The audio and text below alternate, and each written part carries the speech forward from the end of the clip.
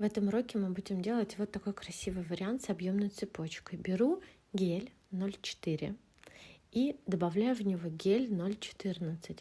Это базовые гели, но еще раз повторюсь, что при смешивании получается потрясающий цвет. Любой цветной дизайн подходит к нему. Беру объемную силиконовую пластину, здесь у меня цепи, и гель-лак, смешанный с пигментом еще с прошлого урока. Начинаю заполнять цепочку разными оттенками. Потом я выяснила, что проще, конечно, нужно было нанести сначала везде оранжевый с промежутком в 1 сантиметр, затем добавить желтого и границы просто кисточкой перемешать. Так было бы быстрее, и уже второй раз, когда я делала на модели этот дизайн, я поняла, как можно было бы ускориться. Итак, наносим гель-лак. Этот дизайн может быть абсолютно любого цвета. Вы можете его сделать голубой с розовым, голубой с фиолетовым.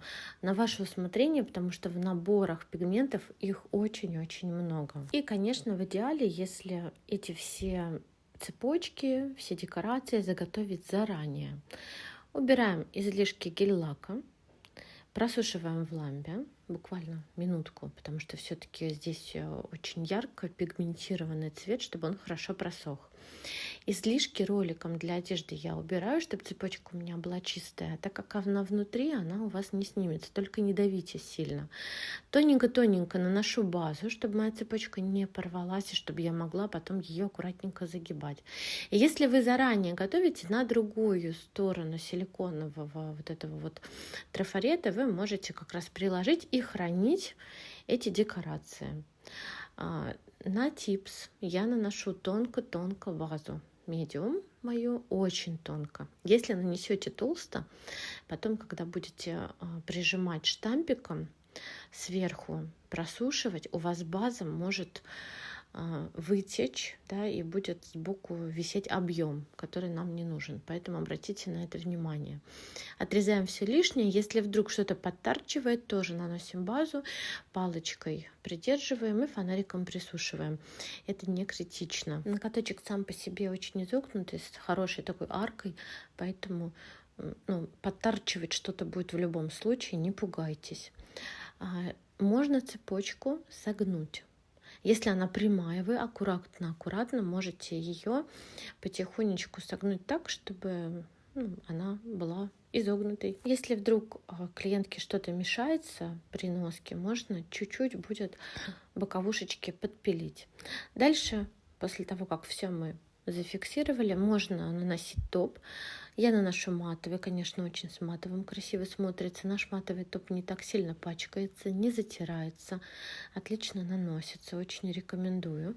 Если топ попадает у вас все-таки на объемный дизайн, конечно же, здесь лучше взять кисточку и аккуратненько этот топ вытащить из цепочки, чтобы она не залита была, как в киселе. Тоже касается абсолютно любых вариантов. У нас там этих пластин около 15 видов, всего 3 набора. Новогодний, в котором снежинки, летний, в котором бабочки, и 4 сезона как раз вот с цепочками и рамочками. Ну что, давайте нарисуем френч. На самом деле, почему-то мастера его очень сильно боятся, но уверяю вас, если вы сделаете себе вот такие тренировочные типсы, уже не так будет страшно, и рука уже будет набита, и выполнять работу вы будете гораздо быстрее. Я очень люблю работать с продающих рамок, потому что все дизайны уже мной отработаны, я сделала их сама, я прекрасно знаю, как их делать, и делаю это все быстро, не наугад. И картинки мне клиенты мои никогда не носили. Наносим с одной стороны желтый цвет, с другой стороны оранжевый. Беру кисточку и подмешиваю просто границу. Можно даже сильно не стараться. С прошлого урока набор полупрозрачной пыли. Я беру беленькую, она такая подойдет к любому цвету, и наношу кисточкой. Гель-лак здесь я просушила буквально 30 секунд, пальчиком прижимаю пыль и аккуратненько поглаживаю. Все лишнее потом мы убираем щеточкой, как и в прошлом уроке. Самое главное здесь скорость. Именно из-за того, что гель-лак наш белый очень-очень плотный, можно и белый цвет, и вот такой с добавлением неоновых пигментов рисовать в один слой. И что немаловажно, френч получается тоненький, свободный край не перегружен, не расширяется, ну и все просто замечательно. Здесь я покрыла матовым топом, так же, как в прошлом уроке, и потом глянцем только френчи, чтобы все-таки не потерялась моя втирка. Ну, а здесь уже мы отработали ногти на модели. Маша Топоркова, как увидела мои типсы, сказала: пожалуйста, сделай мне такие ногти. Ну, конечно же, мы не можем отказать своим моделям. Вот вы видите уже сразу на руках, как смотрится миндаль, верхние формы, ну и, конечно, красивая фоточка.